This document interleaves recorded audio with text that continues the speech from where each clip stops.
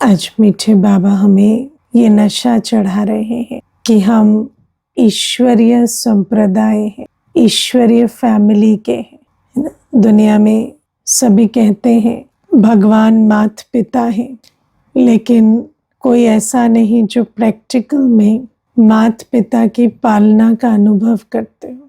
लेकिन हमें तो बाबा हाथ पकड़कर चलाते हैं,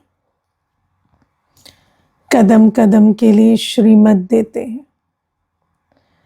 आज मैं विचार कर रही थी, बाबा ने हमें क्या नहीं सिखाया, है ना। उठना, बैठना, देखना, सोचना, खाना पीना, सोना, परिस्थितियों में किस प्रकार से वृत्ति रखें, क्या करें, किस कारण का कैसे निवारण करें, सारी अक्ल बाबा हमें देते। और वो श्रीमत देते हैं जिस पर चलकर हम बंधन मुक्त, जीवन मुक्त बनते हैं।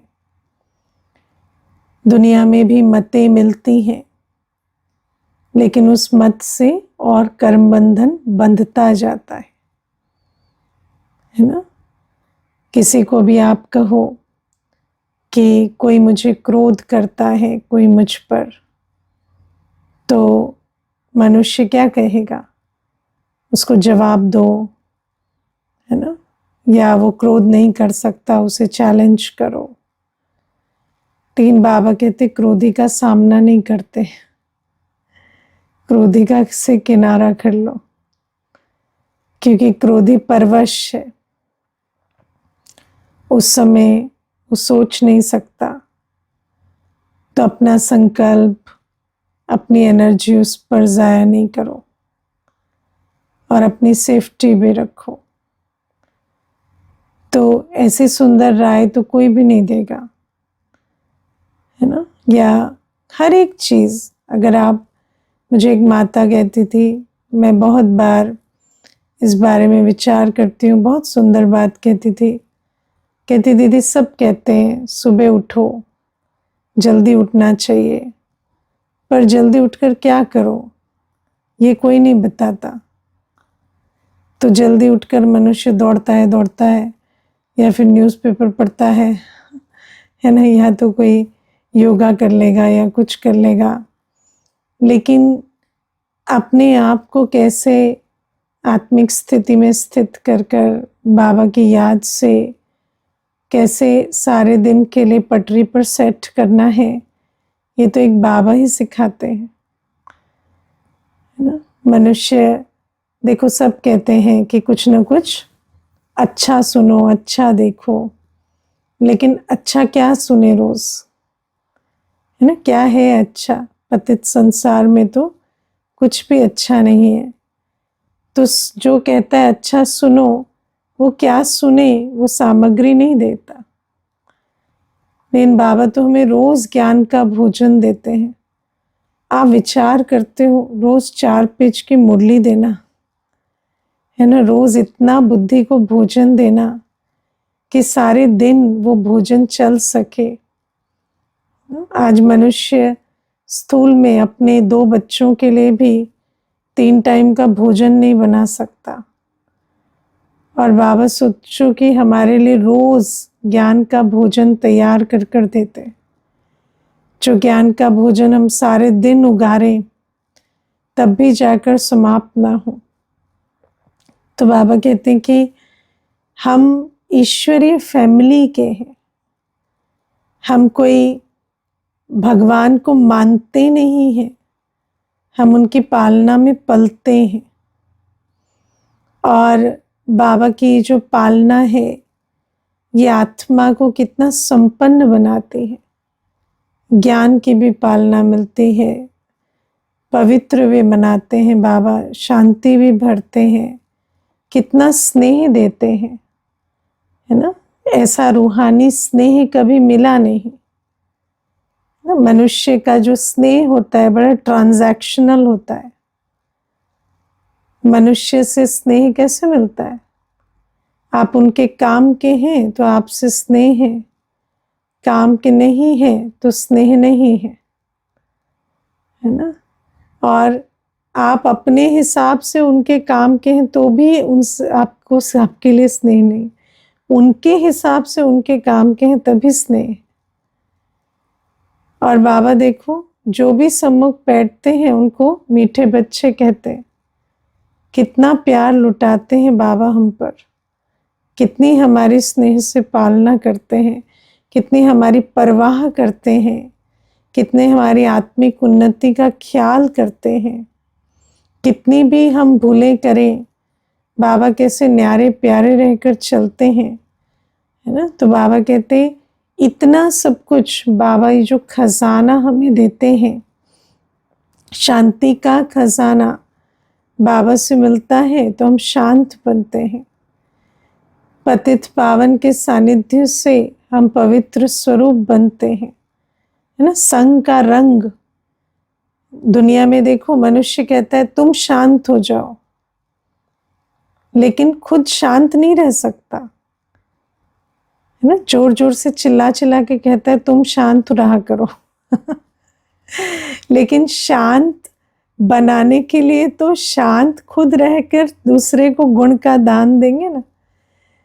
तो बाबा तो हमें शांति का दान देते हैं ना।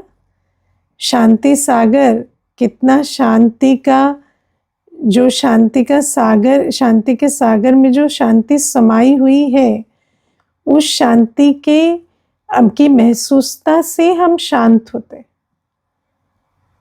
तो बाबा हमें हर खजाने का बाबा सागर है, तो हमें आप समान बनाते हैं।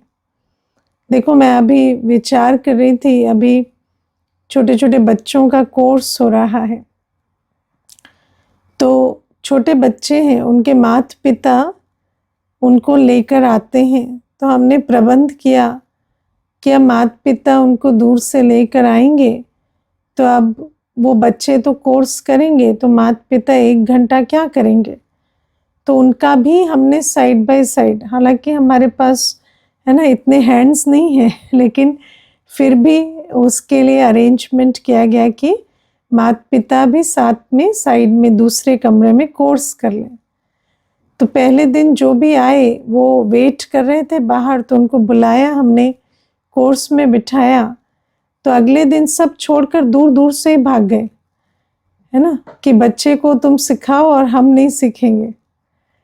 तो विचार करो कि मनुष्य कैसा होता है है ना। दूसरे बच्चे को ज्ञान देना है पर खुद नहीं लेना है।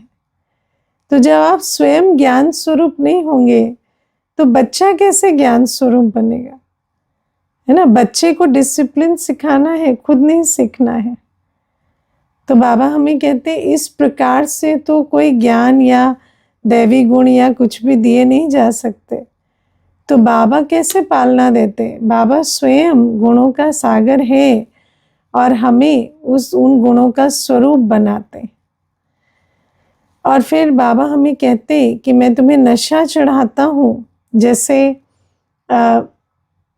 ईश्वरीय, जब हमें ये नशा चढ़ता है कि हम शिव बाबा के बच्चे हैं, तो फिर हमें ईश्वरीय परिवार का भी नशा चढ़ता है, क्योंकि बाबा के बच्चे होने के कारण हम आपस में भाई भाई हैं।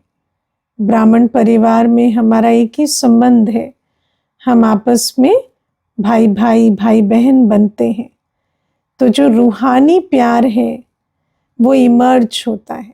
दुनिया में भी देखो, जैसे जिस्मानी संबंध होते हैं, है ना, जैसे लौकिक में हमारे भाई बहन होते हैं लौकिक, या लौकिक में माता पिता का संबंध होता है, तो उस आधार से भाई बहन के साथ संबंध होता है। तो फिर कोई भी कहेगा कि आप इनको कैसे बर्दाश्त करें, तो कहेंगे मेरा भाई है ना, बर्दाश्त तो करना पड़ेगा, मेरी बहन है ना, क्या करें। मैंने देखा है कि जो भाई बहन की वृत्ति होती है, ये कितनी शक्ति इमर्ज कर देती है है ना। कितनी चीज़ें हम सह लेते हैं, समा लेते हैं, लौकिक में प्यार से चलते हैं, क्योंकि जो नाता है वो भाई भाई या भाई बहन का है या बहन बहन का है। तो बाबा हमें कहते हैं जैसे वहाँ पर इस आधार से प्यार नहीं रहता कि ये हमारे काम आएंगे या ये हमारे, है ना, ये अच्छे हैं या बुरे हैं, ये कैसे भी हैं, भाई है। मैंने एक माता को देखा, ज्ञान में नहीं है तो लौकिक संबंध का भान बहुत होता है ना। बाबा तो कहते हैं लौकिक संबंध का भान भी देह अभिमान है, क्योंकि वास्तव में तो वो संबंध नहीं है, लेकिन वो एक कंडीशनिंग है। तो मैंने देखा कि उसके भाई को कोई मानसिक रोग हो गया, तो उसने उस भाई को घर में रख लिया।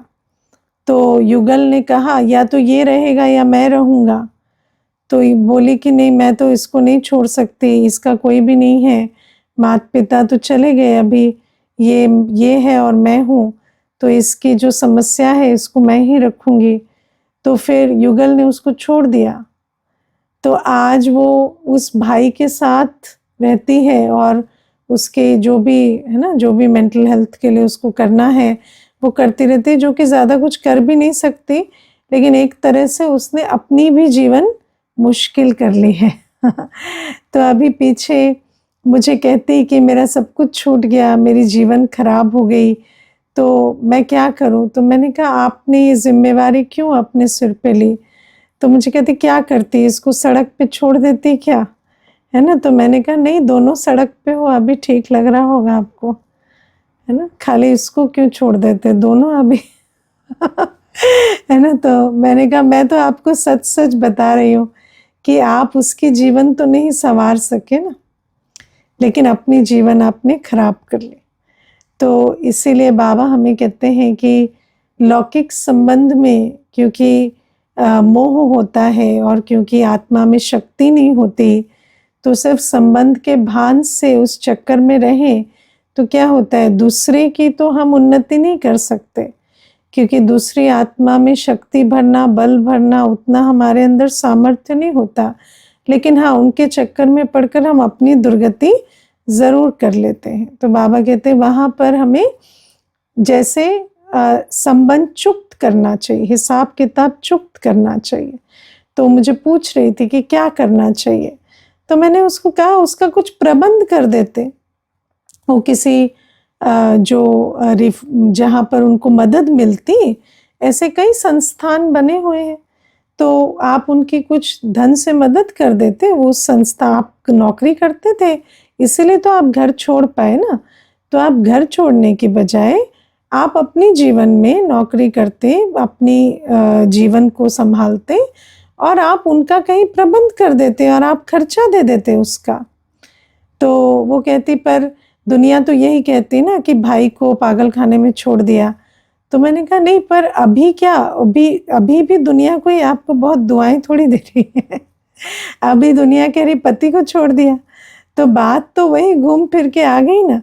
तो ये जो बातें हैं कि हम सोचते हैं कि लौकिक में हम स्नेह रखकर हम किसी का कल्याण कर लेंगे, तो स्नेह जो है वो मोह का रूप ले लेता है। शक्तिहीन आत्मा जब प्यार करती है तो मोह होता है, और शक्तिशाली आत्मा जब प्यार रखती है तो स्नेह होता है ना। इसीलिए बाबा हमें कहते हैं मोह से क्या होता है, मोह से धागे और उलझते हैं, सुलझते नहीं है।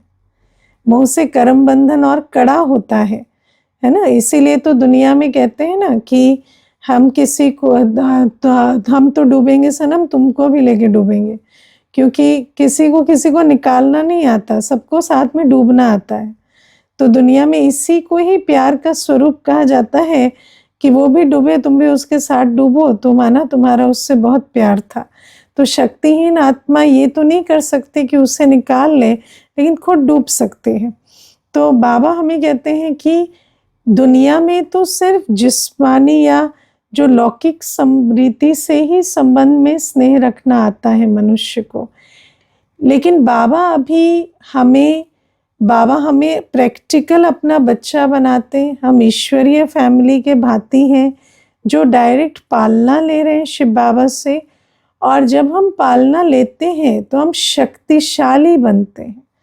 हम संपन्न बनते, ज्ञान स्वरूप, शक्ति स्वरूप, स्नेह स्वरूप, है ना। और जो आत्मा स्नेह स्वरूप है वो अपनी ईश्वरीय परिवार में हर आत्मा को क्या देती है? रूहानी स्नेह, है ना। अब जैसे लौकिक परिवार में स्नेह का आधार क्या है? ये मेरा भाई है, ये बहन है, बस, है ना। ये अच्छा है, बुरा है नहीं, ये भाई है, ये बहन है। ऐसे ईश्वरीय स्नेह का आधार क्या है? रूहानी स्नेह का आधार क्या है? रूहानी स्नेह का आधार है ये आत्मा है, ये शिव बाबा का बच्चा है। तो जो भी शिव बाबा का बच्चा है उसके लिए हमारा रूहानी स्नेह है। और जब रूहानी स्नेह होता है तो हमारे अंदर 3 विशेषताएं होती हैं रूहानी स्नेह में। पहला, हम आत्मा को जज नहीं करते, वो जो है जैसे हैं उन्हें हम वैसे स्वीकार करते हैं, है ना। फिर दूसरा, जो हमें बाबा ने, जैसे बाबा ने अपने संग के रंग से हमें लायक बनाया, हमें जो पालना दी, वो हम अपने जो रूहानी भाई हैं उनके लिए भी करते हैं। तो केयर, हर आत्मा को ये जो रूहानी पालना देना, उसके निमित्त बनना, हर एक को ज्ञान, प्यार, शक्ति, है ना, शांति, पवित्रता, इसका खजाना देना, वो वायुमंडल बनाना, वो वृत्ति रखना, वो सेवा करना, जिससे आत्मा को ज्ञान प्राप्त हो, जिससे आत्मा को पवित्रता की अनुभूति हो, है ना। पवित्र वायुमंडल में जब आप पवित्र रहते हैं, श्रीमत पर चलते हैं और पवित्रता का वायुमंडल बनाते हैं, शांति का वायुमंडल बनाते हैं, तो हर आत्मा की उस वायुमंडल में पालना होती है। और ये रूहानी फर्ज अदाई है जो हम अपने हमजिन्स के लिए करते हैं, है ना। जैसे जिस्मानी रीति से मैंने जो एग्जाम्पल दिया, तो बहन को क्या रहता है कि मेरा भाई ठीक से रहे, खाए, क्योंकि शरीर समझते हैं ना। तो रोटी, कपड़ा, मकान, ये देना, इसको ही प्यार समझते। किसी की रोटी, कपड़ा, मकान का इंतज़ाम करना, इसको सेवा समझते। लेकिन अब हमें समझ आया है कि वो तो है आत्मा, तो आत्मा को क्या चाहिए? ज्ञान चाहिए, प्यार चाहिए, शक्ति चाहिए, पवित्रता का वायुमंडल चाहिए, पवित्रता की पालना चाहिए। तो हर आत्मा को वो देना, इसको कहते हैं रूहानी स्नेह, है ना। जैसे अभी हम ईश्वरीय फैमिली हैं, तो चाहे लौकिक में भी हमारे पास भाई बहन, माता पिता, है ना, युगल कोई भी है, उनके प्रति हमारी पहली ड्यूटी क्या बनती है कि हम उनको भी बाबा का परिचय देकर, या उनको भी शुद्ध भोजन, उनको भी, है ना, शांति का वायुमंडल, उनको भी स्नेह का सहयोग दे सके। तो ये जो हम वायुमंडल बनाते हैं, ये जो हम वृत्ति रखते हैं, ये जो हम ज्ञान सुनते हैं, तो कुछ ना कुछ उनको भी ज्ञान की अंजलि देते हैं, ये रूहानी पालना है जो हमें हर आत्मा की करनी चाहिए। और रूहानी पालना में एक और चीज़ जो मुख्य है वो है डिटैचमेंट, न्यारा रहना, है ना। हर आत्मा, जब हम किसी की भी जिस्मानी पालना करते हैं तो वहाँ पर मोह होता है, यहाँ हम नष्टोमोहा होकर करते हैं, क्योंकि रूहानी पालना का बीज क्या है? ज्ञान। मैं कौन, मैं किसका, और ये कौन, है ना। तो हम रूहानी पालना क्यों कर रहे हैं, रूहानी स्नेह क्यों दे रहे हैं? क्योंकि मैं एक आत्मा हूँ, मैं शिव बाबा का बच्चा हूँ, ये भी शिव बाबा का बच्चा है। तो फिर हमें जब इतना ज्ञान इमर्ज है, तो ये भी तो इमर्ज है ना कि हर आत्मा का अपना पार्ट है, उसकी अपनी तकदीर है।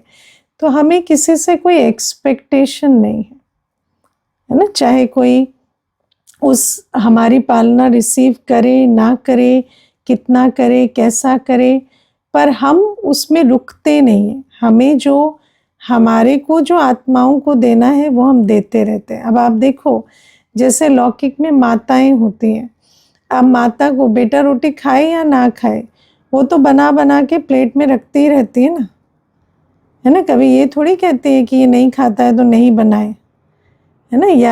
या फिर ये सोचेंगे कि ये क्या खाता है तो उस हिसाब से बनाए, क्योंकि जिस्मानी पालना का जिसको होना होता है वो उस कार्य को छोड़ते नहीं है, चाहे सामने वाला रिसीव करे या ना करे, वो उसको किसी न किसी प्रकार से देंगे ही वो पालना। ऐसे ही जो रूहानी पालना करने वाले बच्चे होते हैं, जिनके अंदर रूहानी स्नेह है, जिनके अंदर ये रियलाइजेशन है कि मैं बाबा का बच्चा हूँ और ये मेरा ईश्वरीय परिवार है, ये बाबा के बच्चे जो हैं ये मेरे हमजिन्स हैं, भाई बहन हैं, तो फिर उस आत्मा को ऐसे होता है कि अगर ये इस रीति से नहीं सुन रहे तो किस रीति से सुनाए, किस प्रकार से इनकी पालना करें। ऐसे नहीं कि वो नहीं सुन रहे या वो नहीं अटेंशन दे रहे या वो उस चीज़ को अप्रिशिएट नहीं कर रहे तो हमारे अंदर विरक्ति आ जाए। ये न्यारेपन की निशानी नहीं। विरक्ति आ रही है, घृणा हो रही है, तो ये न्यारेपन की निशानी नहीं है। तो बाबा हमें कहते इस प्रकार से हमें हर एक की रूहानी सेवा करनी, हमें हर एक को रूहानी स्नेह देना है, क्योंकि हम अभी संपन्न बन रहे हैं, बाबा हमें बहुत भरपूर कर रहे हैं। तो जो हमें बाबा से मिला, जैसे लौकिक में भी सिखाते हैं ना, आप बड़े बच्चे हो, आपको इतनी पालना मिली है तो आप अपने भाई बहनों का ध्यान रखो, है ना। लेकिन बाबा कहते हैं वो तो सब कर्म बंधन है लेकिन यहाँ तो बाबा कहते हैं तुम्हें इतनी खुराक मिली है, तुम इतने संपन्न बने हो, तो हर आत्मा को रूहानी जो ताकत या रूहानी जो खुराक देनी चाहिए वो तुम देने के निमित्त बनो।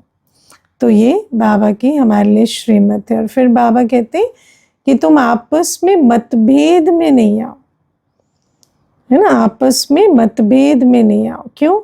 क्योंकि ज्ञान यही कहता है कि हर आत्मा एक दूसरे से अलग है, क्योंकि हम अलग अलग हैं तो हमारी सोच भी अलग अलग होगी, हमारी मतें भी अलग अलग होंगी। और हालांकि हो सकता है हम ब्राह्मण परिवार में एक ही श्रीमत सुन रहे, एक ही बाबा की मुरली सुन रहे, पर फिर भी बुद्धि तो नंबरवार है ना। तो एक और फिर हर एक आत्मा पवित्र नहीं है, तो क्योंकि पवित्रता नहीं है तो बाबा की मत भी संपूर्ण रूपेण धारण नहीं होती। तो इसीलिए एक ही बाबा की मुरली सुनते सुनते भी हमारे अंदर क्या आ जाता है, मतांतर आ जाता है ना। एक ही बात में किसी की मत कुछ और होगी, किसी की कुछ और होगी, लेकिन बाबा कहते हैं मतांतर भले हो, क्योंकि मतांतर तो होगा, हम सब अलग अलग हैं, लेकिन मतभेद ना हो। मतभेद माना उसके कारण मेरे अंदर कोई खिटखिट ना हो, है ना, मेरे अंदर उस आत्मा के प्रति शुभ भावना शुभकामना मर्ज ना हो जाए, खत्म ना हो जाए। मुझे ऐसे ना आ जाए कि, है ना, ये मेरे से अलग है तो इनके लिए शुभ भावना शुभकामना मर्ज हो गई। और बाबा कहते ब्राह्मण परिवार में भी मतभेद क्यों हो जाता है, क्योंकि देहाभिमान रहता है ना। देहाभिमान की भाषा क्या है, रॉन्ग और राइट, है ना। देहाभिमान की भाषा है ये रॉन्ग है, ये राइट है। देही अभिमानी की भाषा है ये ऐसा है, ये ऐसा है है ना। वो ऐसे कह रहे, वो ऐसे कह रहे, वो रॉन्ग कह रहे, ये राइट कह रहे, ये देहाभिमान की भाषा है ना। क्योंकि जब हम रॉन्ग राइट में चले जाते हैं तो इसका मतलब देहाभिमान में आ गए हैं। तो जब देहाभिमान आता है और मेरे अंदर ये वृत्ति आ जाती है कि क्योंकि ये कुछ अलग कर रहे हैं, अलग कह रहे हैं, तो ये रॉन्ग है, तो फिर हमारे अंदर मतभेद आता है, मैं राइट और वो रॉन्ग। तो बाबा कहते हैं ऐसा नहीं होना चाहिए, क्योंकि जब मतभेद होता है तो फिर संगठन में शक्ति नहीं रहती, है ना, फिर शीरखंड नहीं रहते, फिर लून पानी बन जाते, है ना। देखो जब शीरखंड की जो कहानी है ना, वो जब पारसीज जो थे वो जब भारत आए, है ना, पारसीज जब भारत में प्रवेश कर रहे थे, तो उनको गवर्नमेंट ने कहा कि आप हमारे यहाँ तो अभी आप लोग कहाँ रहेंगे, अभी हमारे यहाँ तो वैसे ही पॉपुलेशन बढ़ रही है। तो उन्होंने क्या कहा, जैसे दूध में चीनी मिल जाती है ना, ऐसे मिल जाएंगे, तो आपको अलग से जगह नहीं बनानी पड़ेगी, है ना। तो ये एक हिस्ट्री की बात है। तो बाबा हमें कहते हैं ऐसे जो शीरखंड होते हैं, जिनके अंदर मतभेद के संस्कार नहीं होते, वो आपस में मिलकर रहते, है ना। और जो लून पानी होते हैं, वो बहुत तेरा मेरा में आते, है ना। उसको पूछा, मुझे नहीं पूछा, वो गलत है, मैं सही हूँ, वो तो ऐसा है, मैं तो ऐसा हूँ, इन बातों में खिटखिट में आते। और इससे क्या होता है, संगठन में एक रस एक मत जो संगठन होता है वो टूटता जाता है। संगठन में जैसे कहते हैं ना, बीच में भेद है, छेद है संगठन मजबूत नहीं बनता। तो बाबा हमें कहते हैं वैरायटी तो चाहिए, है ना। आज बाबा ने कितना सुंदर वरदान दिया कि विश्व कल्याण के इस कार्य में हर एक की उंगली चाहिए।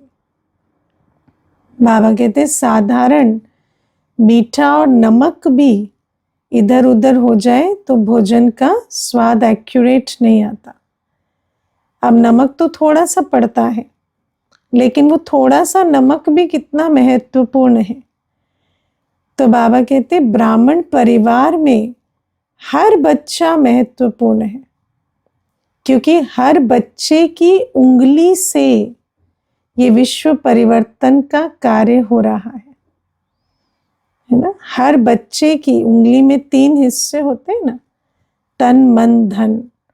हर बच्चा कुछ ना कुछ तो कर रहा है, कुछ ना कुछ उसका सहयोग है, चाहे वो मनसा से कर रहा हो, वाचा से कर रहा हो, कर्मणा से कर रहा हो, कुछ ना कुछ तो हर आत्मा जो है ब्राह्मण परिवार में वो उंगली लगा रही है, तभी ये कार्य चल रहा है। तो बाबा कहते ऐसे में जब हम मतभेद में आते हैं और खिटखिट होती है और संगठन अगर कमजोर बनता है, तो फिर उससे क्या होता है, ईश्वरीय कार्य का नुकसान होता है ना। आपस में टकराते हैं, लेकिन नुकसान किसका होता है, बाबा का होता है ना। बाबा का भी क्या कहें, विश्व की राजधानी अपने लिए बना रहे हैं, तो अपना ही नुकसान होता है अल्टीमेटली। लेकिन बाबा कहते हैं कि इसीलिए हमें मतभेद में नहीं आना है, शिरखंड होकर रहना है ना। छोटा छोटा तेरा मेरा, मैं सही या वो गलत, या है ना, वो कौन ऊंचा कौन नीचा, किसको किसका सपोर्ट मिल रहा है, किसको नहीं मिल रहा है, इन बातों में जाकर बाबा कहते संगठन को कमजोर नहीं करना है। और बाबा कहते हर बच्चे की विशेषता है, इसको बुद्धि में रखना है। हर आत्मा इस ब्राह्मण परिवार में कौन है, महान आत्मा है। क्यों, क्योंकि उसका चाहे थोड़ा चाहे ज्यादा, उसकी उंगली विश्व परिवर्तन के कार्य में लगी हुई है।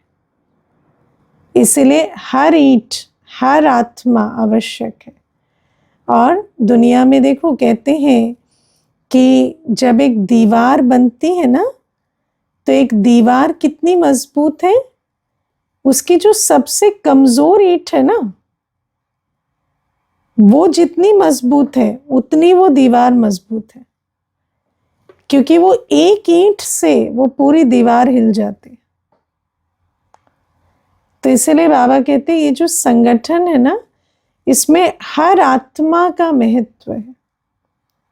और आप देखो कोई भी व्यवस्था, वैसे देखो देखेंगे ना तो लगेगा, वैसे सोचते भी ना कभी कभी देहाभिमानवश सोचे अरे क्या कर रहे हैं, कुछ भी करता नहीं है।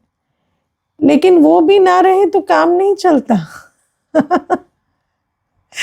है ना। देखो बाबा, साकार बाबा के समय में कोई लंगड़ा होता, गूंगा होता, काना होता, कैसा भी होता, बाबा उससे कभी जाने नहीं देते थे और बाबा का कार्य उसी से ही चलता था क्योंकि उनको कोई और लेके नहीं जाता था ना, तो बाबा के पास वही रहते थे। और फिर जब कोई मांगे कि हमें सेवाधारी दो, सेवाधारी, तो बाबा कहते थे इनमें से ले जाओ तो बाबा कहते हैं कि हर आत्मा जो है उसका महत्व है। और बाबा हमें कहते हैं इसीलिए संगठन में कभी भी मतभेद नहीं रखना है, क्योंकि हमें पता नहीं चलता हमारे अंदर की जो ये सूक्ष्म ऊर्जा होती है ना, हमारे जो संकल्प होते हैं, अगर संकल्पों में ये चलता है ना, ये तो गलत है, ये तो ऐसा है, ये तो ठीक नहीं है, ये लायक नहीं है, अंदर ऐसे रिजेक्शन के संकल्प चलते हैं ना, तो संकल्प संकल्प तक नहीं रहते, वो उस आत्मा तक भी पहुंचते हैं। स्नेह सम्मान की भावना भी पहुंचती है और असम्मान या अपमान के भी वाइब्रेशन दूसरे को पहुंचते हैं। और फिर क्या होता, वहां पर लून पानी हो जाते हैं। और फिर क्या होता, बाबा आज कितनी सुंदर बात कह रहे हैं। बाबा ने जो प्रश्न उत्तर में आज पूछा ना कि चेक करो कि ऐसा तो नहीं कि मैं ईश्वरीय कार्य में बाधा डालता हूं, तो मैंने अपने मन में सोचा बाबा का ऐसा कौन ही बच्चा होगा जो ऐसे ईश्वरीय कार्य में बाधा डालता होगा। लेकिन जब बाबा ने उसका स्पष्टीकरण दिया तो बुद्धि में आया कि हाँ, सचमुच जब आपस में लून पानी हो जाते हैं तो सोचते हैं कि मैं तो इसके कार्य में बाधा डाल रहा हूं, लेकिन वो जो ब्राह्मण है वो तो ईश्वरीय कार्य कर रहा है ना, तो उसको हराने में आपने किसके कार्य में बाधा डाल दी? बाबा के कार्य में। मैं आपको एक बहुत इंटरेस्टिंग बात सुनाती हूँ। एक बार एक सेंटर पर प्रोग्राम हो रहा था, तो 4 माताओं को जिम्मेवारी दी गई कि ये कार्य करना।